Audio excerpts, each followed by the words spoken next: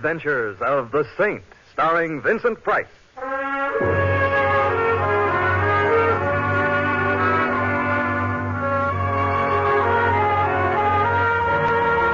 The Saint, based on characters created by Leslie Charteris and known to millions from books, magazines, and motion pictures.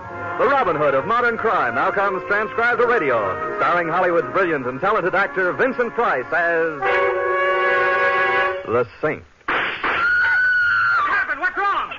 Someone shot Helen Hayes! It's murder! He's been murdered!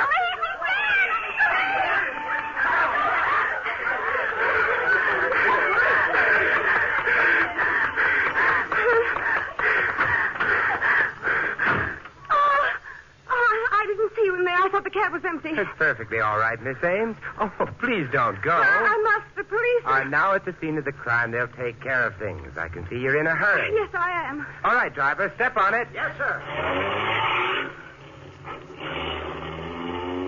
Comfortable, Miss Ames?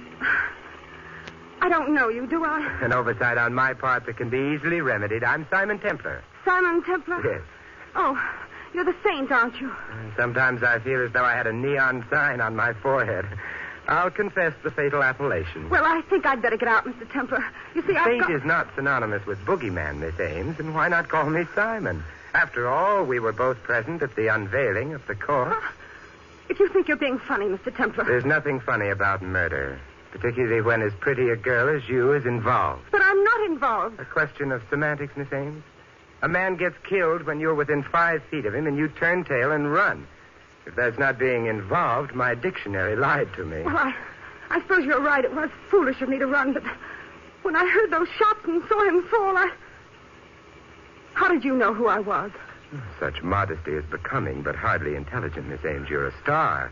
Your show is opening in a week, and your pictures have been plastered all over town. Oh, of course, I should have known.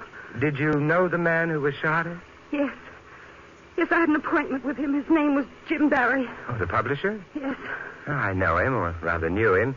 He's been kind enough to publish some scribblings of mine, but what were you going to see him about? Anything special? No, just a business talk. Business talk with a publisher? Don't tell me the Barry Kilgore Company is going to publish the story of your life. No, but Jim's firm was preparing an anthology of the modern theater, and he wanted to include the new play I'm going to be in. Down, Betty. Down to the floor. I said down. What happened? Somebody doesn't like us, Betty. The driver of that car threw some hot lead our way. But who? It wasn't. I don't know. I only saw the glint of a gun out of the corner of my eye. Hey, driver, are you... Simon, is he dead? Wait, I'll see. Now, how do you like that? We get shot at and he faints. I don't blame him. I feel a little... Well, don't. You must be due at the theater for rehearsal about now, and the show must go on, though for the life of me, I've never been able to understand why.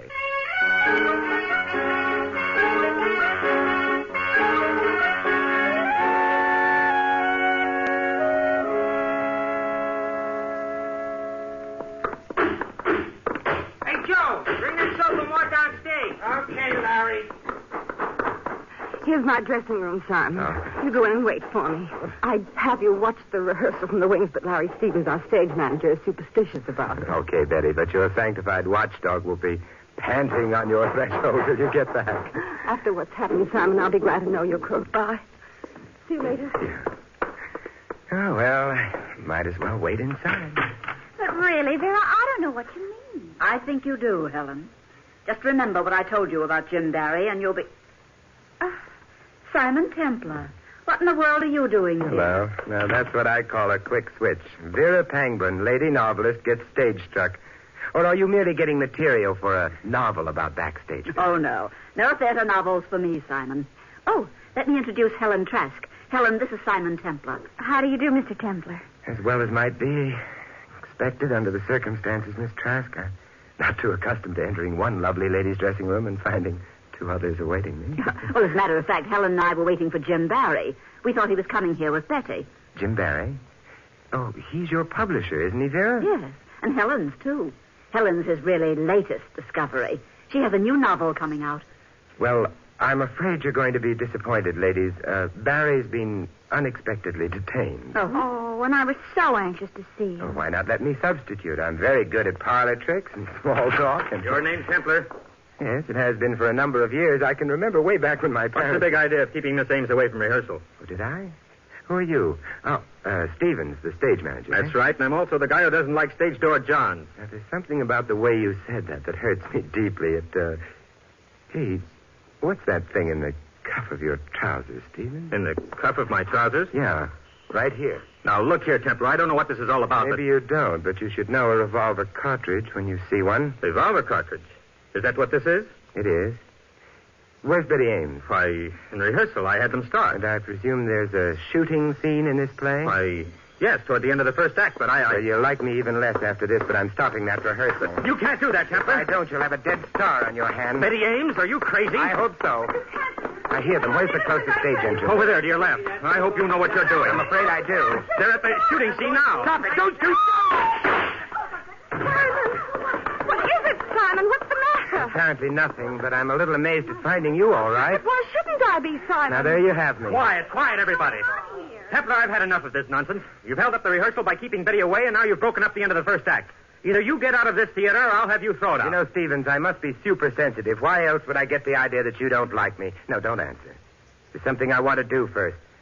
Where's the gun your leading man fired just now, Betty? It's over there on the floor, just a prop gun with blank cartridges. And cartridges? So that's it. I've always wondered how people shot in plays had so many lives. You mind if I take a look? What's all the commotion about? Oh, hello, Mr. Kilgore. We've been having a little trouble with a fellow named Templar, but everything's under control now. Well, it better be. I've got quite an investment in the show, and the way it looks now, it'll flop before they get to the second Now, there's act. nothing for you to get excited about, Mr. Kilgore. I assure you Of course, that... that's all in the way one looks at it, Stevens. And I suggest that you look at this gun. I see it, Templar. So what? So this. Break it open. Simon, those aren't blank cartridges. They're real. Real? But that's impossible. Perhaps you'd better take a second look. But why would anyone in this theater substitute real bullets for the blanks? Now, that is a puzzling question, Stevens. Of course, it couldn't possibly be that someone was interested in killing Betty Ames. Now, could it?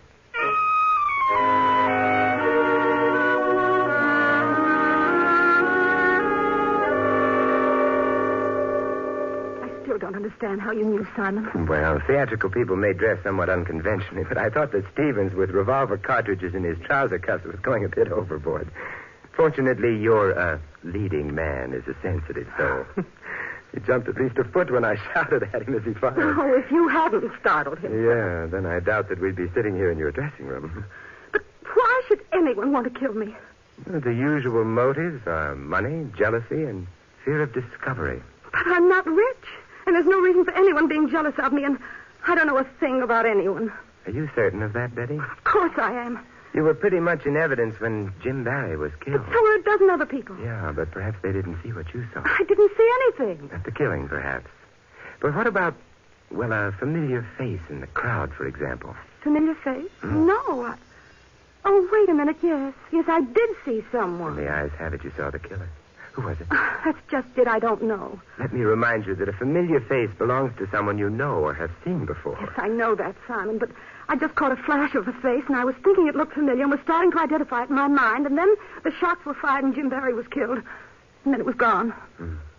I don't suppose you got a similar flash among the people in the theater tonight? No. Might have been any one of them or none of them. Hardly what I'd call an elucidating statement. Let's put this together. Barry was the publisher for Vera Pangburn and Helen Trask, and both of them were in the theater. Mm-hmm. Kilgore, who put up the money for the show, was Barry's partner in the publishing business, and he was in the theater. Stevens, the stage manager... Had that cartridge in his cuff. Yes, he did, didn't he? So where does that get us, Simon? Exactly nowhere. Well, as my old grandmother used to say, if at first you don't succeed, try checking up on the corpse. Come on, Betty. Let's go to the morgue.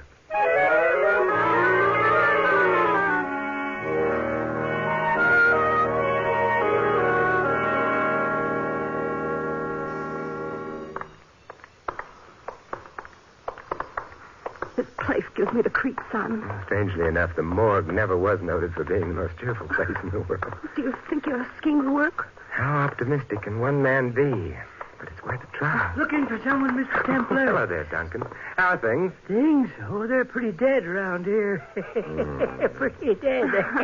Same jolly old soul, aren't you? Oh, I get my kicks, Mr. Templar. How peachy for you. Feel jolly enough to do me a favor? Favor? Yeah. Did you get an advanced case of rigor mortis in here sometime this evening? Fellow by the name of Barry? Barry? Yeah. Sure did. Gun killing. Neat job, too. You want to see him? Oh, no. I bow to the lady, Duncan. But you know, I have a theory that every murdered man dies with exactly $11.63 in his pocket. You have? Mm-hmm. But how could that be, Mr. Templar? Let's look at his personal effects and see. Hey, Duncan? Personal effect? Yeah. Well, now, I ain't so sure I ought to. No, sir, can't. You know the rules. Oh, of course. I'm sorry I mentioned it. Yep. But Miss Ames was anxious to see if those opening night tickets to her new show, the ones in your name, that is, could possibly have been lost around here somewhere. Oh. $11.63, you say? Mm-hmm. Well, that's an interesting theory, Mr. Templar. And we can't block the progress of science, can we? No, indeed.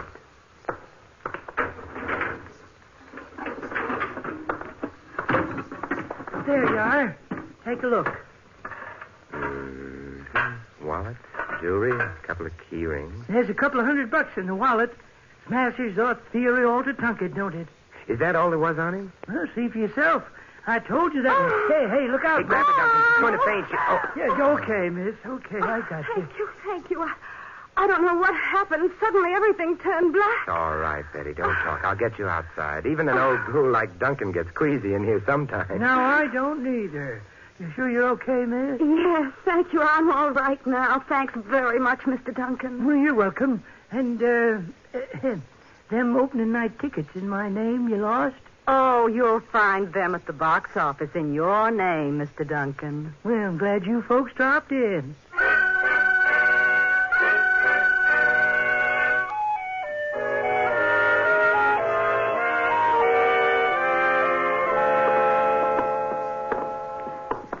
The first part of your scheme seemed to work all right, Simon. Well, I did get hold of Barry's keys, and thanks to the fainting act you staged, and very realistic it was, too. But there was little else of interest there. Then what goes on now? I might suggest that we halt right here in front of the office of Barry Kilgore and Company, publishers. Pick out a key that looks as though it fits the lock. Mm-hmm. And walk right in. There, you see what skill, perseverance, and some petty larceny can accomplish? Now, where's Jim Barry's office? Do you know? Oh, yes. Right over there. Uh-huh. Kilgore's the one next to it. There's the light switch on the wall. You'll never make an understudy to a sneak thief by talking about lights, Betty. My flashlight's enough. But I still don't understand what you expect to find up here, Simon. Neither do I, but I'm looking for motives. And what better place to find motives than in the dead man's private files? Mm-hmm. Let's start with this stuff on the desk. Well, those are only galley proofs of a book, Simon. So it would appear. What a fascinating title. My Heart's One Romance by Helen Trask. Oh, no. Talk about corn. No motive for murder there. I wonder. What do you mean? This inter-office memo clipped to it. Listen to this. For Pete's sake, Jim, stop publishing this kind of tripe before it ruins us. It's initialed K. K for Kilgore. What do you make of that, Simon? I think Kilgore didn't like the book. But if it's as bad as all that, why was Jim Barry publishing it? Maybe you better take another look at Helen Trask. Oh, you mean you think that Helen and Jim Barry I were... prefer to keep an open and clean mind about these things, Betty. But we do know Kilgore didn't like it. And Kilgore stands to get plenty now that Barry's dead. He becomes sole owner of the business. Simon, someone's coming to the outer office. That's very inconsiderate of him. But what if it's the police or Jim Barry's murderer? Those suggestions are very inconsiderate of you. What's he doing now, Simon? Not he. There are two people in the office. Are they coming in here? No, they've gone into Kilgore's office. Oh. They didn't turn on the lights, so they must be familiar with the place. Remind me to complain to the owners of this building. They've made these walls so soundproof I can't even recognize the voices, let alone hear... Yeah, we could hear those all right, couldn't we? I'll be right back. No, Simon, please.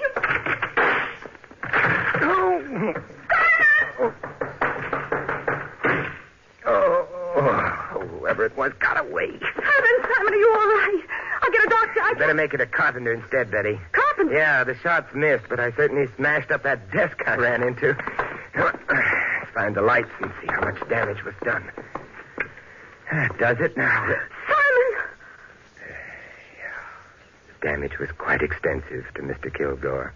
Our chief suspect has been crossed off the list by a bullet between his eyes.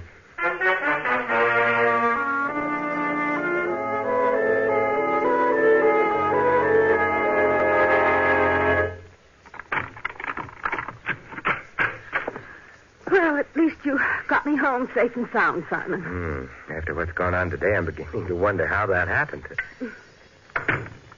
Does everything look to be in place? Yes, of course. Betty, it's a funny thing, but ever since my college prom days, I've had an abiding dislike for chaperones popping up unexpectedly. I'd better look around. Look, don't let these modern inventions frighten you, Betty. The telephone is quite harmless. My nerves are... Sure. I'll answer it. Good.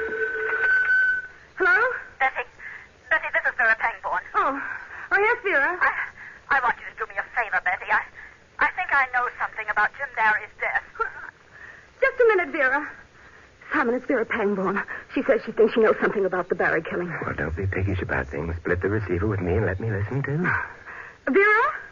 What do you mean? Well, I don't know just how to explain it, Betty, but... Get away from that window! Vera! What is it? No! Vera! Vera! Are you still there? Simon, those were shots. What happened there? This may come as a tremendous surprise, Betty, but it sounds like Vera Pangborn just became murder victim number 3.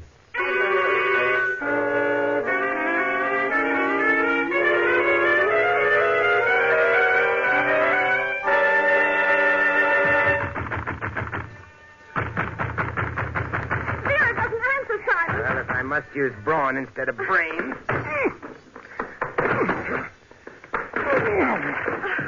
Ineffective, if not neat. Come on, let's go in. Simon, there she is. Yeah. On the floor. Is she? She's luckier than Barry or Kilgore. Shot in the upper part of the arm.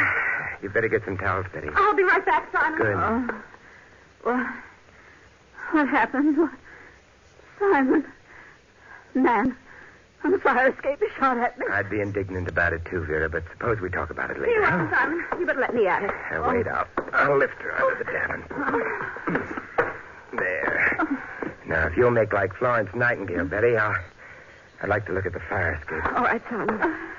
Betty, poor darling, time for talk later. Let's get you fixed up first. You just relax. Vera, we're here and everything's going to be all right. Thanks, Betty. The view from your fire escape is very disappointing, Vera. Only shattered glass out there. Did this homicidal friend of yours shoot through the window? Yes. I was talking on the phone to Betty. I looked up and saw him. He had a handkerchief over his face and he shot twice. There you are, Vera. And that'll hold you until we get a doctor. By the way, Vera, not that I'm curious or anything, but what was it you were going to tell Betty over the phone about Jim Barry's murder? I can't tell you, Simon. Well, I'll admit I'm not as pretty as Betty or as feminine. No, I won't say anything. He's already shot at me once. I won't say anything. He'll kill me. All right, Vera, take it easy. You don't have to tell us anything. Simon, we better call a doctor. She's in no condition to be bothered now. Right now, neither am I. Suppose you take care of the medical details and then meet me at Helen Trask's apartment. At Helen's? Yeah. Is that where you're going now? No, I'm going to Larry Stevens' place. And if that sounds confusing to you, it's no wonder. I'm a little confused myself.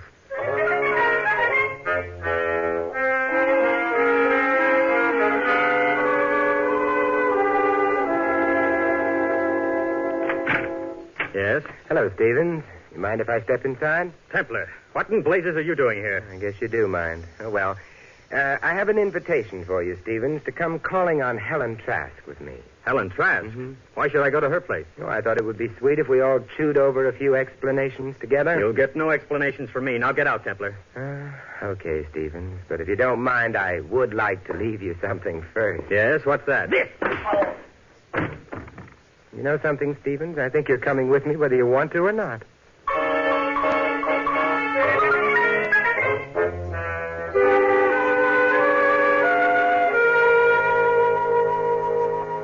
All right, now that Betty is here, we have a quorum. But I don't understand, Mr. Templar. Why are you all here at my apartment? There's no sense asking him, Helen. He's completely crazy. Stevens, I think you're prejudiced because your jaw still aches a little, Miss Trask, when I entered Betty's dressing room tonight, Vera was saying something to you about Jim Barry. What was it? Why, she was merely warning me against him, said he had a weakness for young women writers. Well, in your case, that's understandable. Would you say his weakness could account for a rather poor manuscript being accepted? If you're insinuating anything, Mr. Templar... Oh, Helen, of course not. You didn't listen to Vera, did you? Naturally not. Mr. Barry always acted like a perfect gentleman. What are you driving at anyway, Templar? Well, I say I'm a perfectionist, Stevens. I don't like ragged details hanging over, and that snatch of conversation intrigued me. Something else intrigues me, too, that cartridge in the trouser cuff episode. You really are determined to play Sherlock Holmes, aren't you?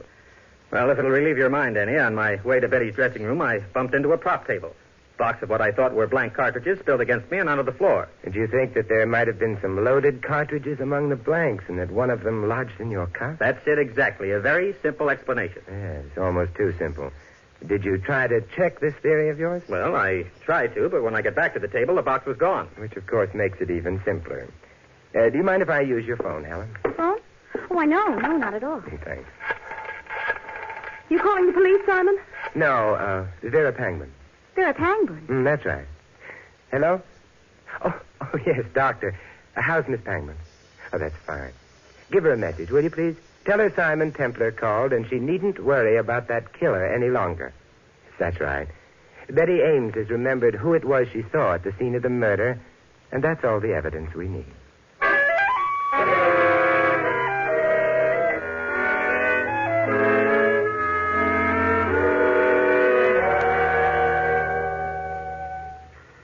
Simon, what is this all about? Beautiful here in the park, isn't it?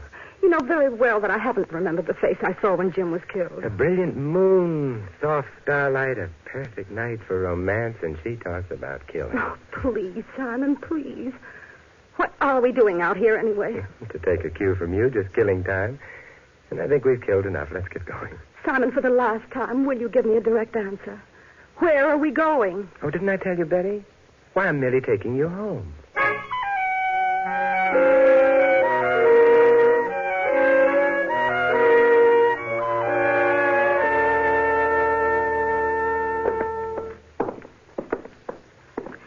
Here's my door, Simon.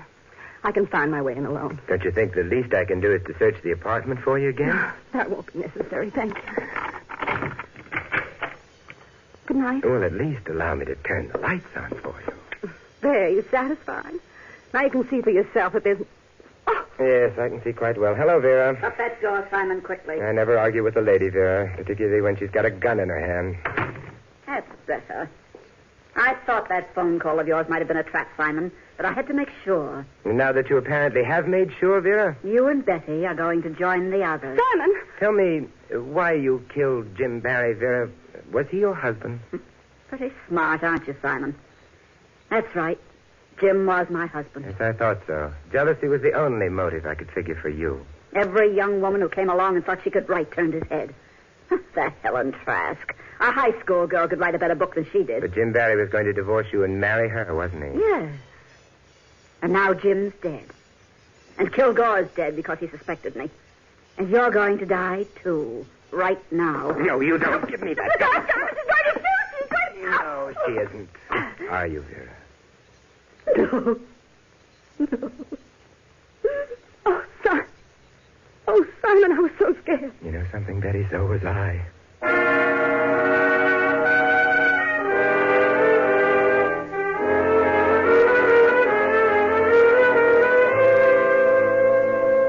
I still don't understand, Simon.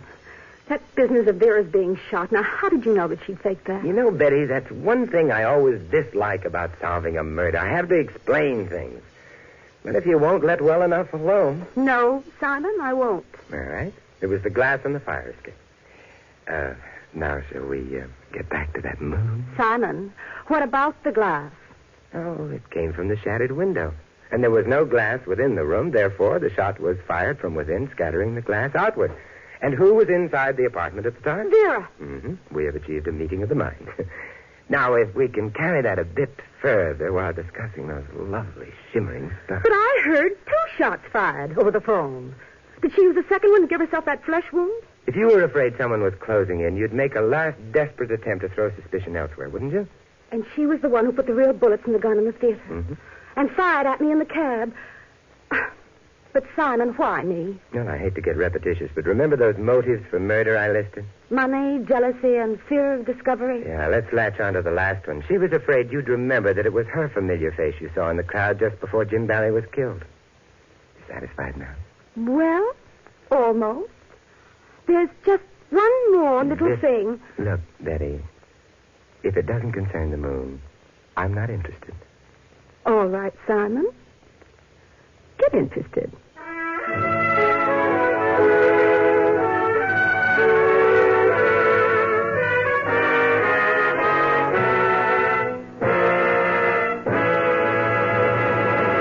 You've been listening to another transcribed adventure of the Saint, the Robin Hood of modern crime. Now here's our star, Vincent Price. Ladies and gentlemen, as good citizens, we have the entire sphere of American life in which to use our heritage. So let's make the affairs of our nation, state, and community our affairs. Remember that we all have a voice in them. Use that voice and use it well and often. Only then can we set an example of freedom, knowing that our own American heritage is secure. This is Vincent Price inviting you to join us again next week at this same time for another exciting adventure of the Saint. Good night.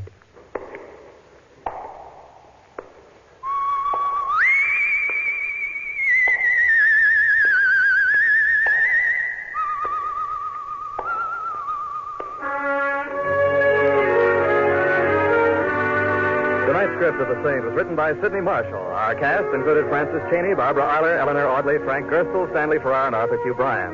Music was composed and conducted by Von Dexter. The Saint, based on characters created by Leslie Charteris, is a James L. Safier production and is directed by Helen Mack. Vincent Price is soon to be seen co-starring in RKO's production of His Kind of Woman. All you Saint fans will be glad to know that the Saint comic books are on sale at all newsstands. Your announcer is Don Stanley. Programs, get your programs here.